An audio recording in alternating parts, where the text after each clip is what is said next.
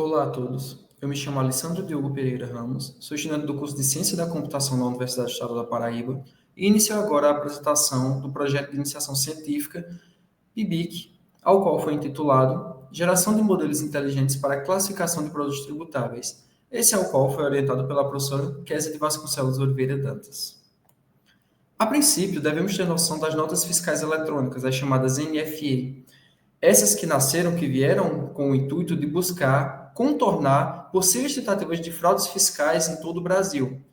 Contudo, entretanto, o crescente número de emissão dessas notas no território nacional acabou por tornar completamente inviável a análise manual dos dados dessas notas.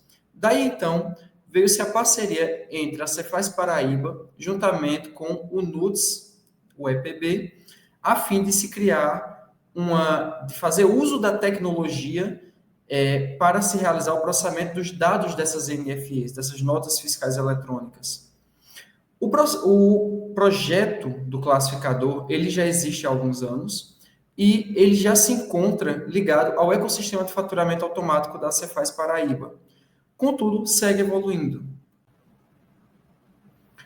Até o momento de início da pesquisa, o classificador possuía 26 categorias de produtos, além da categoria Outros, que se trata basicamente de uma categoria à parte que se responsabiliza por classificar de maneira a descartar possíveis produtos que não façam parte de nenhuma das categorias as quais são conhecidas pelo classificador. Porém, ainda não abrange, ainda assim, todas as categorias de produtos existentes. Baseado nisso, temos então a presente pesquisa objetivando, assim, adicionar novas categorias de produtos ao classificador, tornar ele capaz de reconhecer novas categorias de produtos, sendo essas as de café, fubá, frango e veículos. Contudo, todavia, a categoria de veículos, ela possui 4 subcategorias.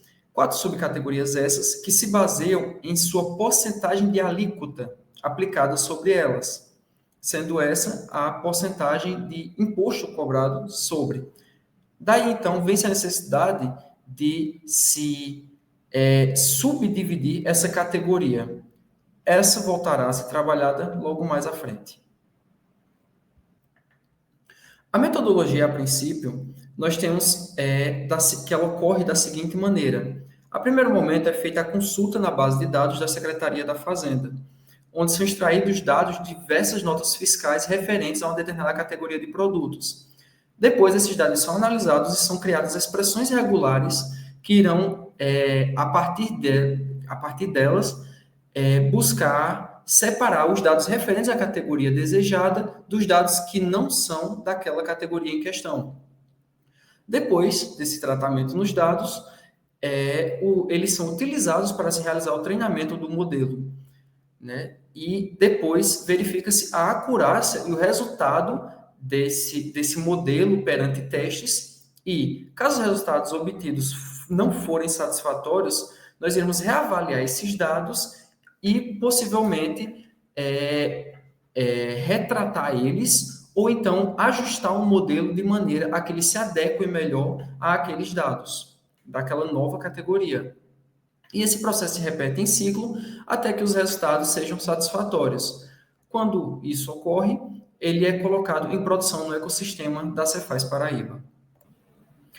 Contudo, para se treinar esse modelo, é necessário que esses dados de descrições de produtos eles sejam tratados de maneira a qual o modelo, né, baseado em Deep Learning, ele consiga entender isso. Ele não irá compreender a linguagem natural, né, o que seria a linguagem humana.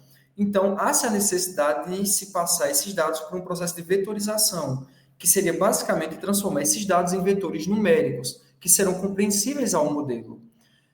No modelo em questão, nós nos baseamos na vetorização baseada em TF e DF, ao qual o TF se trata do Term Frequency, ao qual mede a frequência de uma palavra em um determinado documento. Quanto mais vezes ele aparece, maior é o seu valor, numericamente falando. E o IDF seria o Inverse Document Frequency, ao qual mede a raridade de uma palavra em toda a coleção de documentos, esses documentos viriam a ser justamente as descrições como um todo, e quanto mais rara, maior o valor dela. Quanto maior a sua raridade, justamente por se tratar de uma frequência inversa.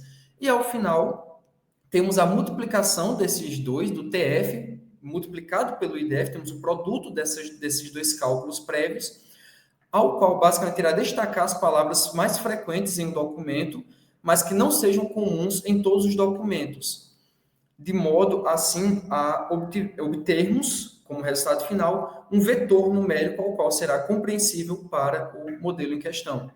Depois, esses vetores são passados a um modelo baseado em Deep Learning, o XGBoost ou XGBoosting, e ele irá construir uma sequência de árvores de decisão, na qual irá receber esses vetores de dados e buscará tentar classificar, dentre as categorias de produtos, aquela descrição em questão.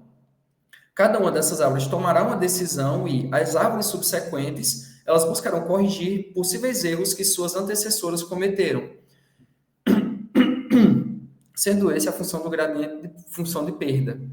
E, por fim, é feita a regularização e poda das árvores, buscando, assim, obter um melhor resultado dessas árvores de decisão no momento de decisão no geral, de classificação. Posteriormente, temos que retomar aí a questão da categoria dos veículos, em que eles se subdividem em 4 categorias: utilitários novos, motocicletas novas, carros novos e carros usados, cada um deles sendo mapeados para um SQ distinto, que será basicamente uma representação numérica para cada uma dessas classes. O processo se inicia com a classificação do estado de conservação do veículo, onde, a partir dos campos nona de operação, DS produto, DH emissão e ano de fabricação, buscaremos tentar classificar cada um dos veículos em um estado de conservação novo ou usado. E assim criando um campo chamado novo _ usado, ao qual será atribuído 1 em caso de serem veículos novos e 0 em caso de serem veículos usados. Todo esse processo se encontra descrito no fluxograma aqui apresentado. Por fim, a última parte da classificação se trata de classificar o SQ desses veículos novos e usados. Daí, então, a base de dados ela será relida e será verificado se se trata de um veículo usado. Em caso de se tratar de um veículo usado, verificaremos se o seu NCM se refere a um utilitário ou uma motocicleta.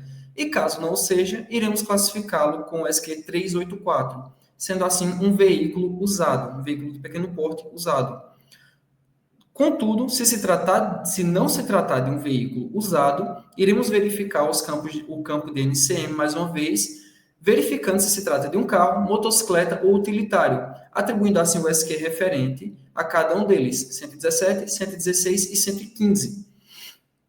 E, caso não se inclua em nenhum dos casos anteriores, iremos classificá-lo com SQ-1, referente à classe Outros.